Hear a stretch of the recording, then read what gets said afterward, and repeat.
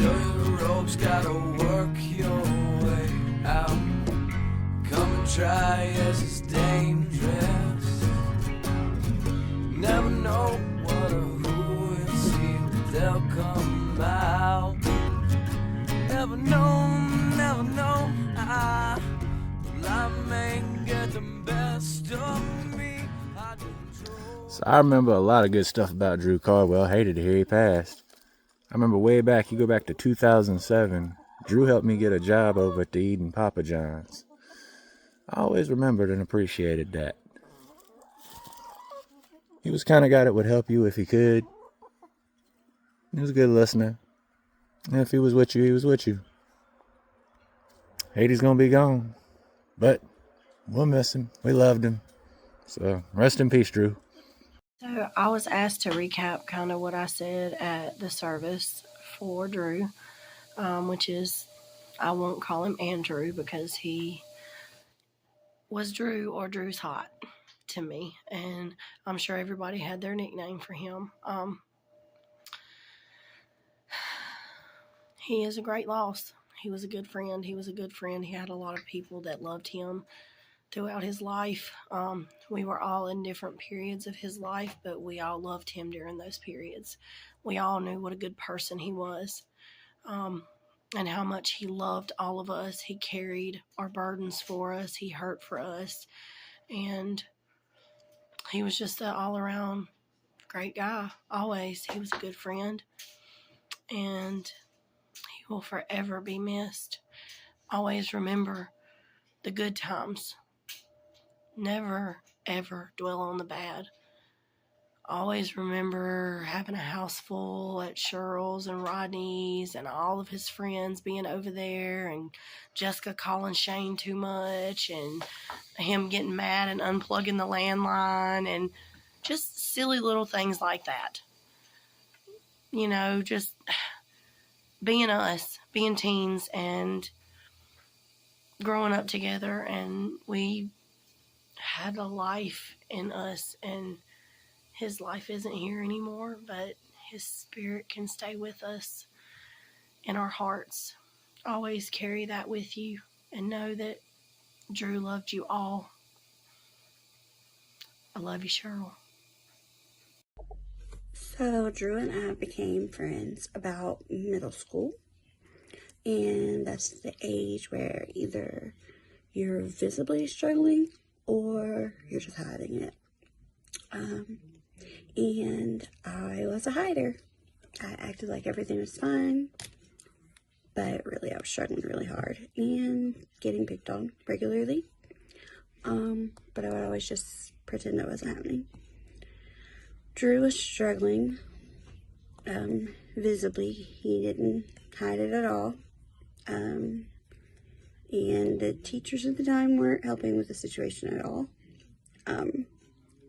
But instead of focusing on what he went through, he saw right through me hiding that I was okay and that everything was great behind my smile. And he was the first person outside of, my immediate family to stand up for me. And he would not let anybody mess with me. And he was very protective over me. And honestly was probably a lot bigger of an impact in my life than he realized. My depression started around that age, and he really gave me something to look forward to coming into school and made me feel more safe and comfortable there with him there. And it was really hard to watch him struggle through that time and not be able to do the same for him.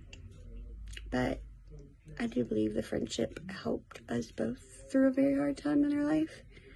And I hope that I gave me something to look forward to coming into school and made me feel more safe and comfortable there with him there. And it was really hard to watch him struggle through that time and not be able to do the same for him. But I do believe the friendship helped us both through a very hard time in our life. And I hope that I helped him at least a small percentage as much as he helped me. At the time, we didn't know we were cousins. Looking back, I don't know how we didn't know, because we would always be at the same funerals. But anyway, once we found out we were cousins from then on out, every time he saw me, he would say, "Cousin," and give me the biggest hug. Didn't matter if I saw him every day or didn't see him for months. It was the same reaction. And he was always still loving and protective over me our whole entire lives. And he was always there to talk to you and check in on you. And, you know, when he said, "How are you doing?" he was one of the few people that you really felt like who genuinely cared about how you were doing. I miss him, and I'm so grateful to have gotten to know him and spend time with him and to love him and to be loved by him. And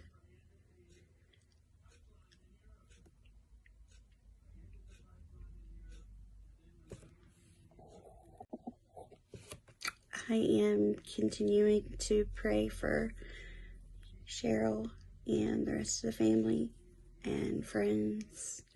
And while my heart is broken for having lost him, seeing the impact he made on so many people's lives has been truly inspiring. And I'm just grateful and thankful to have been his cousin, and I'll forever miss him.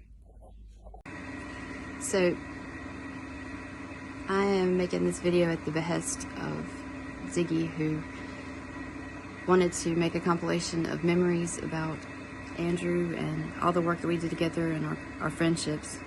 And what he said, what Ziggy said at the memorial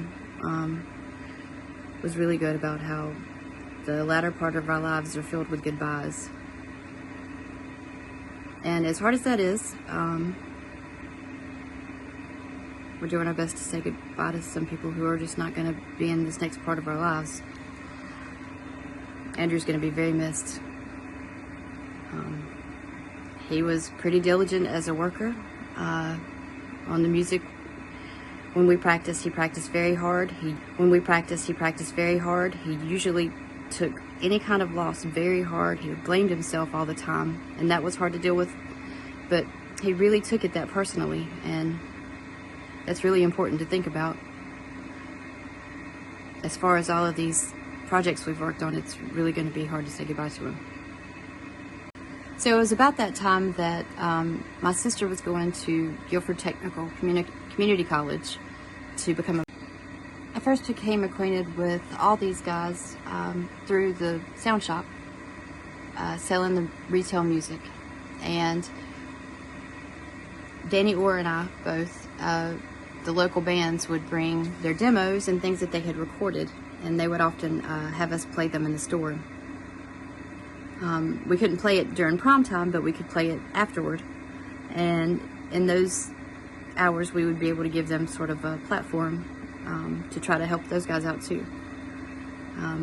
I don't remember Andrew really coming into the sound shop a whole lot, but after the store closed, I know that he and Danny started to work together at Papa John's, and whatever was going on with Dearden and those local bands at that time, Danny was very integral in whatever was going on. He was very involved.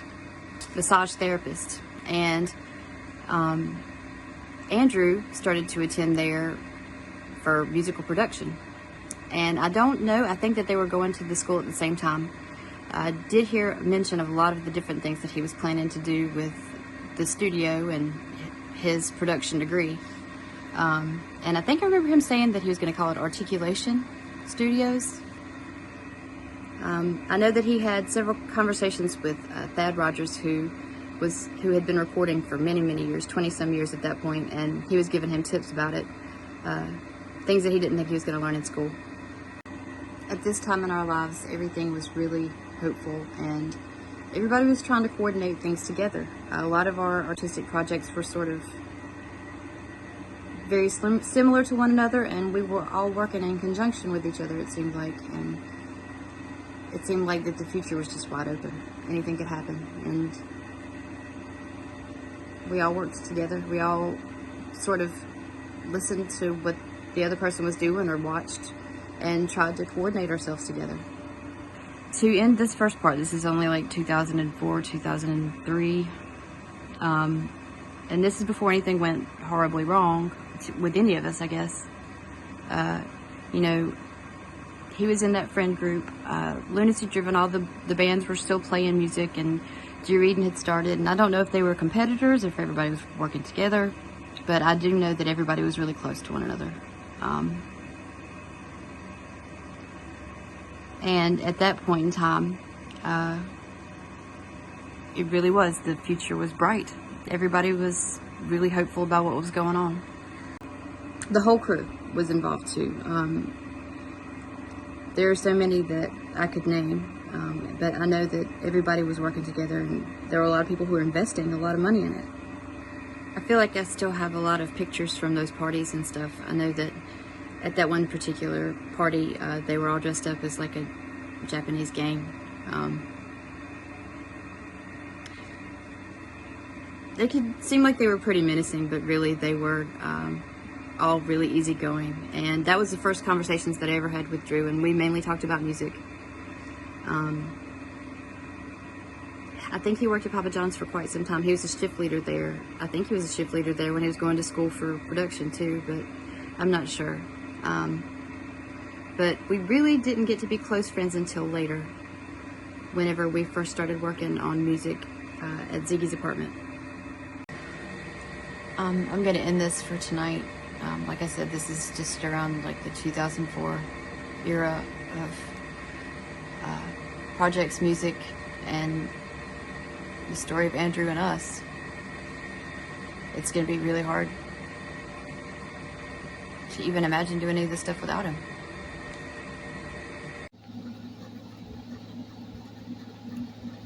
What can I say about Drew? Drew loved all of his friends and was always there for everybody, even if you didn't want him to be sometimes. No matter what I was going through,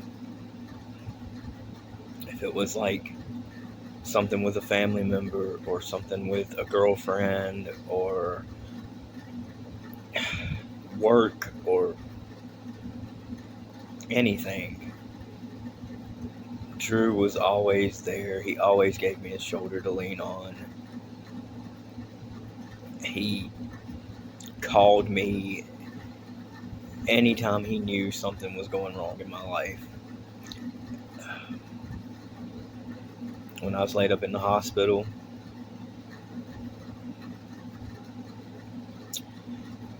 my mom told him not to call me because she didn't want him to get emotional and cry and let on that he knew something that everybody else thought I didn't know. But he called me anyway, and he told me that she told him that, and he told me he didn't want to lose me, and he just poured his heart out to me, and I couldn't say anything back because I couldn't get the oxygen to do so. But it meant so much to me that he went against everybody else saying don't call him, because nobody else was calling me, and I thought nobody cared. Drew showed that he did care, and it made me feel good and sad at the same time.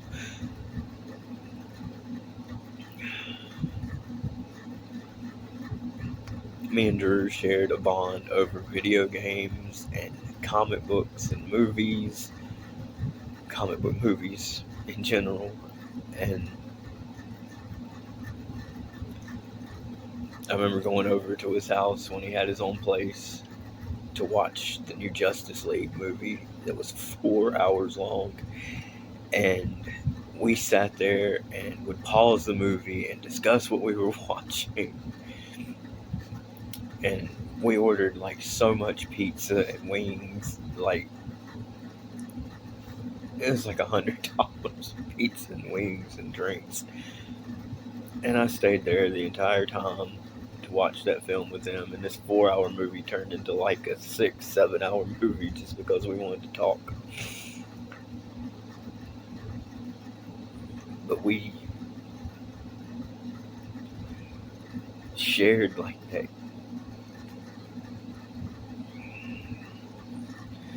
Just a bond over those kind of things. Mortal Kombat was like his favorite thing, and I remember when Mortal Kombat 11 came out, and he wasn't used to the controls yet, and I'd already been playing it, and he came over, and we played a match together, and I had never been able to beat Drew in a Mortal Kombat game, ever, and the first match we played together on Mortal Kombat 11, I beat him. And I was like so ecstatic that I beat him, but he looked at him and he was so mad. So mad. He could not believe that he lost to me, and he wanted a rematch, and that's all it took. He wiped the floor with me, and I never could get the upper hand again. I love Drew like a brother. Love. Not loved. Love.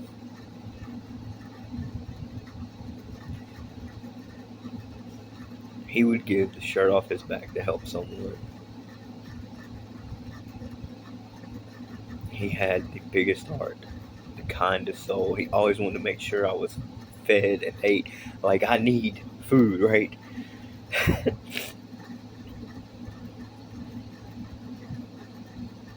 I'm gonna miss him. We're all gonna miss him. And one of the most corny, geekiest things I can think about is how much he loved Dragon Ball Z. He's the one who got me interested in it myself. When I found out that he had passed away, a goofy thought that ran through my mind was, if I had the 7 Dragon Balls, how I'd bring him back. And I thought, no, I wouldn't, because he's in a better place.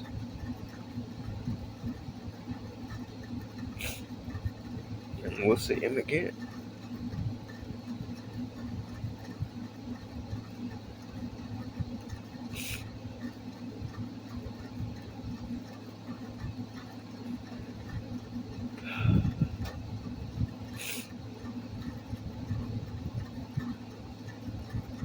I love you, Drew. I might not have always shown it. I might not have been there as much as I wish I was. I'm going to have to live with that. But I love you.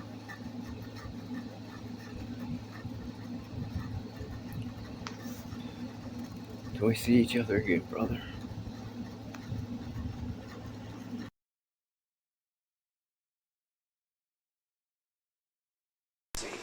And then we got spit out. When did this happen? You gotta know. Not last night, night before last. Let me tell you, something happened to me the night before last, man.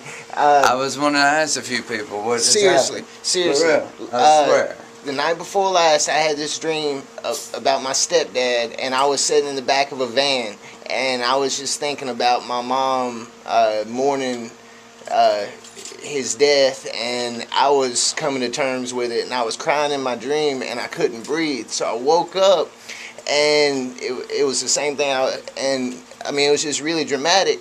And then Woke up crying too.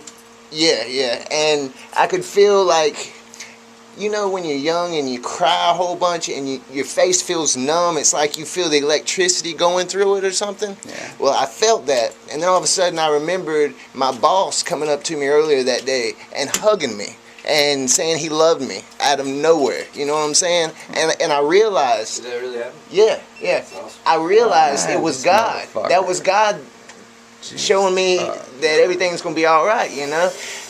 because there's no other explanation for it. And then all of a sudden, as soon as I realized that, my whole body filled with this same numb. It wasn't a numb. It was like electricity. Electrical. Yeah. My whole body was filled with it, right? That's and then in the other room, man. Kind of like the sensation of when you're about to sneeze. Is Right. That what you're talking about? Right. You felt that all over your body. Felt it all over my body, and I woke up, or all of a sudden we heard sounds in the other room. It was damn electricity shooting out of the sockets. You know what I'm saying? And we were both standing in the darkness, and I asked Rosie, I said, "Is this the rapture?" You know, like. I thought. I mean, it was some ascension or something going on there, dude. Yeah, because Venus and Jupiter, you know, so close together, they call it the Star of Bethlehem. It hasn't happened. I did. In like 2,000 years. 2,000 years. 2,000 years ago, Jesus Christ was born. You know. Yeah. 2,000. You know. BC's before Christ. So. Is that what you're saying? The 2,000 year. Yeah. Venus and What else was there? But Venus and Saturn. Not Saturn. Venus and Jupiter. I believe. Jupiter? Did you see the moon? How orange it was? Yeah, I seen a picture of that. Big. It was huge. Hallelujah. But Woosah. when you tell me about that, when you just told me about that, I think about the body electric. Like you're talking about electricity through your body, and it was jolting out everywhere. Like that's being one with energy, really, and being able to intake it and transfer it. I mean, because it's always doing that. But if you can control it, I believe that your consciousness is ascending. You know what I'm saying? I believe as long as you seek it, you know, it'll find you. And it'll find you with more intensity than you found it, you know? Yep. I'm not gonna lie, one time, my boss, Tim, that owned Papa John's, he was talking about Jesus and the Holy Spirit, right? And God. Alright, you know them ovens in Papa John's? Yeah. They're putting out 450 degrees. We're standing next to the oven, you know what I'm saying? It's warm. He just gets real excited, and all of a sudden I can see his breath. That shouldn't be possible. Should not be possible at all. And I said, Tim, while you were talking in the past minute and a half, I said I could see your breath. And he's like, it's not my breath, it's the Holy Spirit. It's the Holy Ghost. When I used to say things like when me and you hung out, we're so much focused on the energy that creates everything. I would say sometimes when I'm speaking about that kind of stuff, it's like undeniable things would come from my mouth, but my breath would get really cold when I said it too. Yeah. Like that is the weirdest experience I've ever had. Like I thought I was possessed or some shit. It was like, why is that happening? You are possessed with the Holy Spirit, you know? That really did happen. Possession doesn't have to have a negative connotation. I felt like I almost touched the hands of God. I will say that. Did you take any like psychedelic drugs at this DMT? Oh yeah, Did you take DMT? I was on LSD. You need to look up LSD. I was on 100% pure LSD. He was amazing. It's Starting to spit me out. realize It threw me Masons, out. a lot of Masons are really I have seeking never the in same my thing life, we are, like, you know? okay, I have never in my life been so spun around, and then me and this person just collide, and it seems like we have got electrocuted, and then we are the wires and waves of everything that is just coming in, and that me and this woman like singed so many different problems in life, and we came so deep to where we were like as if like we were as close as like to the ground, as in so deep as in stone.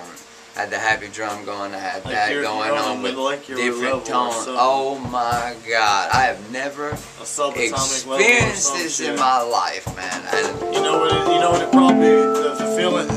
What I think might have been happening to you is they say like LSD, you did LSD, DMT. Oh yeah. All right, they're saying that DMT. I feel like I stuck at that peak where DMT puts you for about 20 minutes, and I lived in that bitch for about 3 hours, and I tried to like say, haha, okay, we're getting a little carried away here, guys. You know, I'm gonna grab a little close to fuck, haha, and then two professionals just get slammed back again.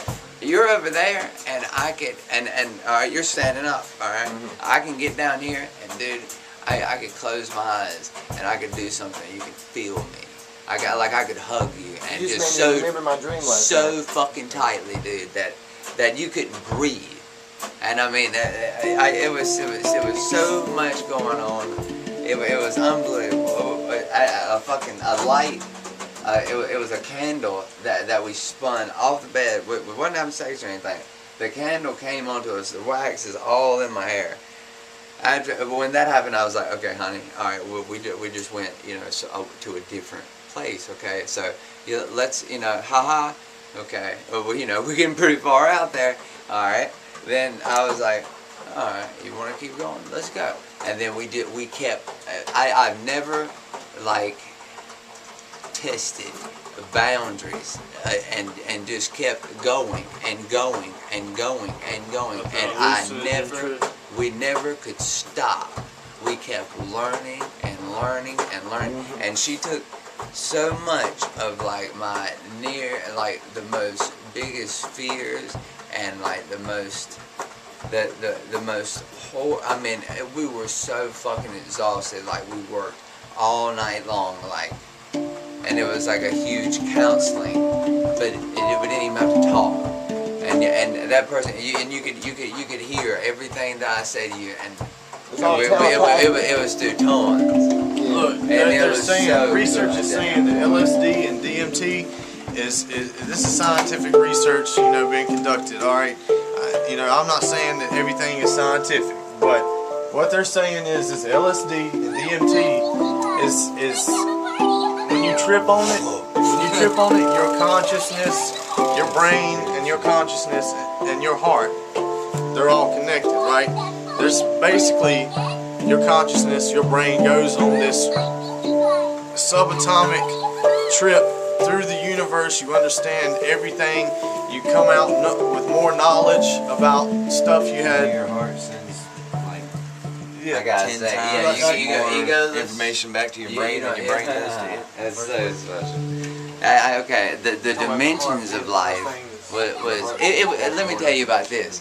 All right, you think of Adavar, okay? You think of all the money they put into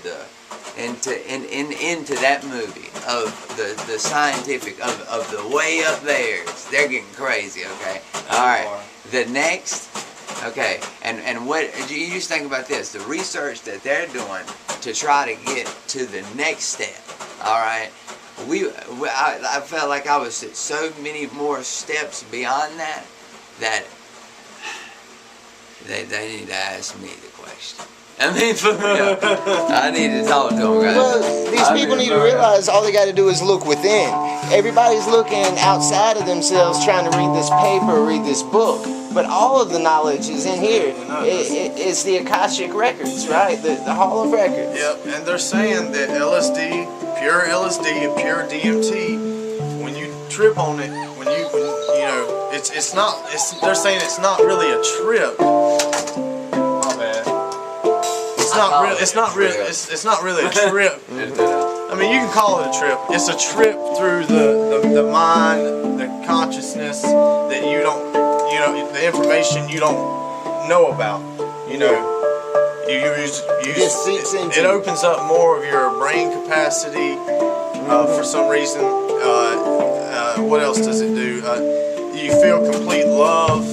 You're not afraid. Like you said, all your fear. I've seen the devil. I've touched the hand of God on DMT. Yeah. For real, I've seen the depths. I've been all the way down to the ground. I've been stuck in purgatory before, and I went all the way up to the heavens. They say that can happen, but when you do DMT or LSD, you want to do it around people you love and care about.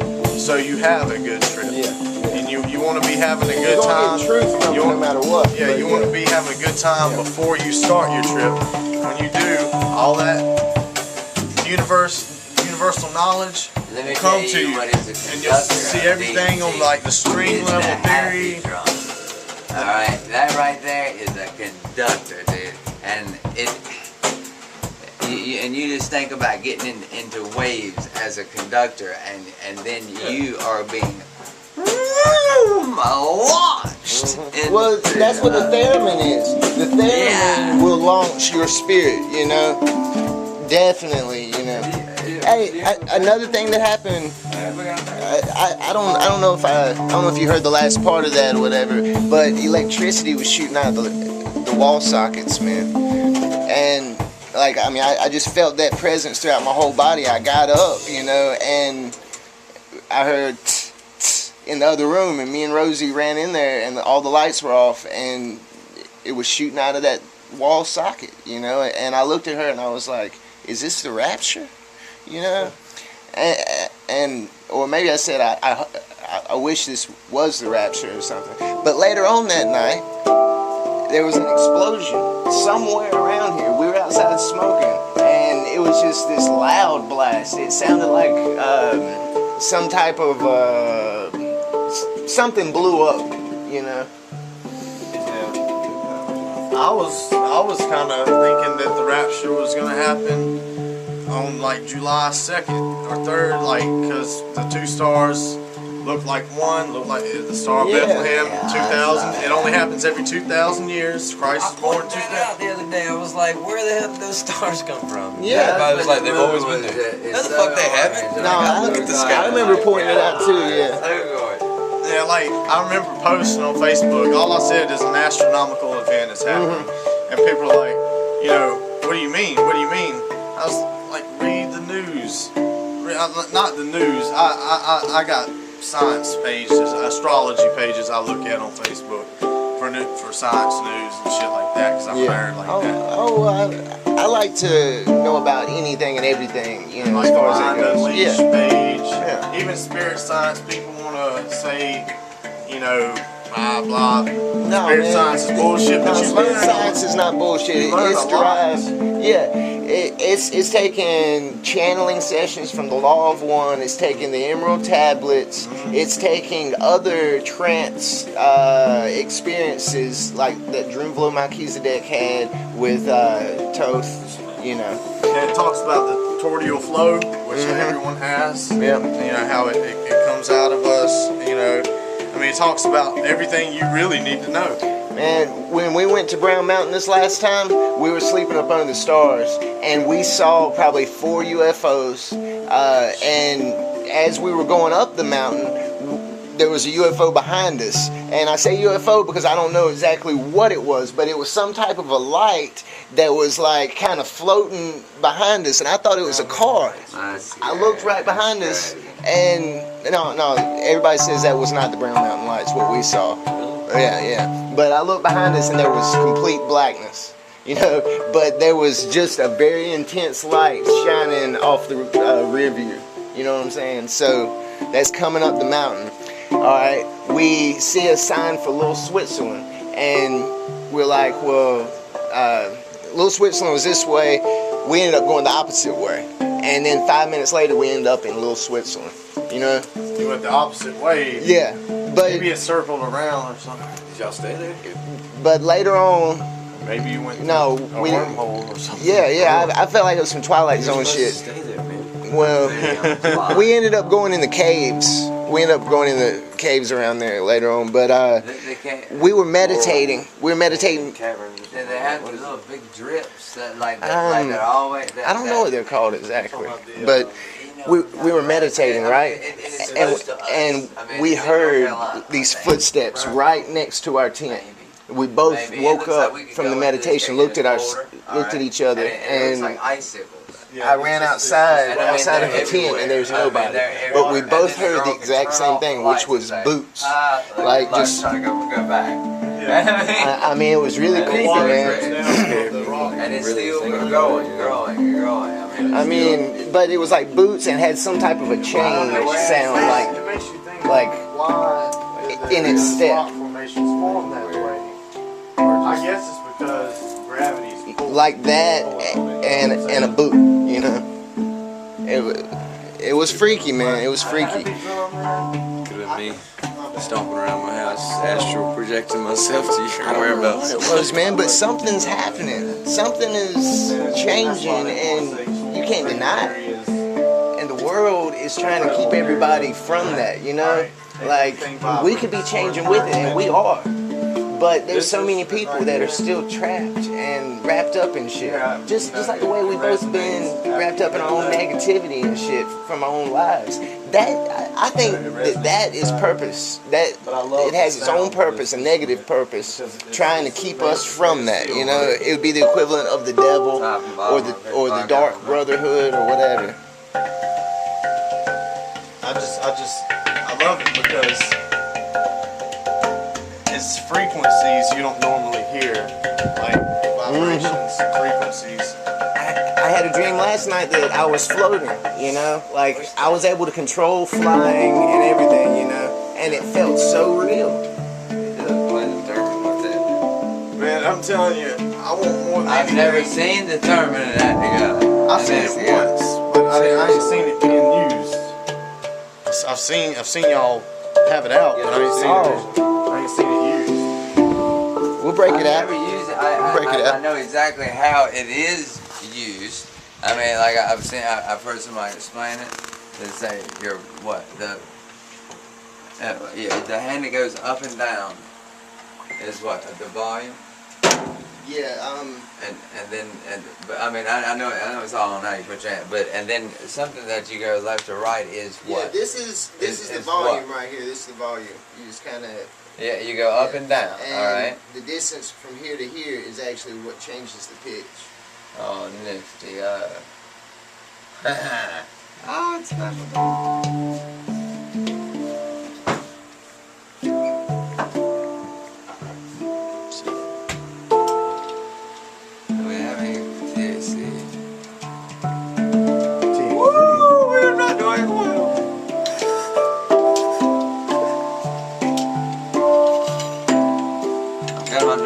About 20 days. I gotta do a few more things with them, but I felt like they were electric. I threw my head back one time, man, and I felt like they got hooked up with and they were being pulled, and they were electrifying. I imagine after that wax got on your hair, did you get in your dreads? The wax. Oh yeah, it's a big giant. All this shit's a big chunk of wax somewhere. Look at all this shit. I mean, we had fire. When we erupted out of somewhere, and I have never in my life went that far. I took it to that level at a festival. They wish they got that. Of course you didn't need the wax to get in your dreads, though, right? Hell no, I wasn't gonna run into a candle. God. I was thinking maybe you're using the wax to fucking help keep it help the dreads out, dude, get together. About 20 days. You gonna undread it? Just cut it off. Cut it. That's not gonna cut it I'm thinking about cutting mine too. I gotta go to court, so. I'm just out. It's time to do other things. Yeah. Job. You got no dreads, motherfucker. I ain't washed my hair in like 4 days. It's starting to dread. I washed my body, not my hair. Little strands are starting to want to dread together, but I gotta cut it just so I can look presentable. If I have to pull jail time and I have to fight people in jail, ain't nobody grab me by my hair. That's what bitches do.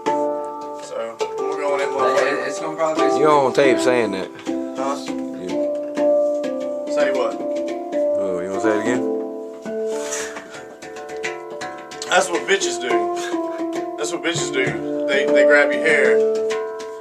So I'm sure there's a lot of bitch motherfuckers in jail, but I ain't gonna be one of them.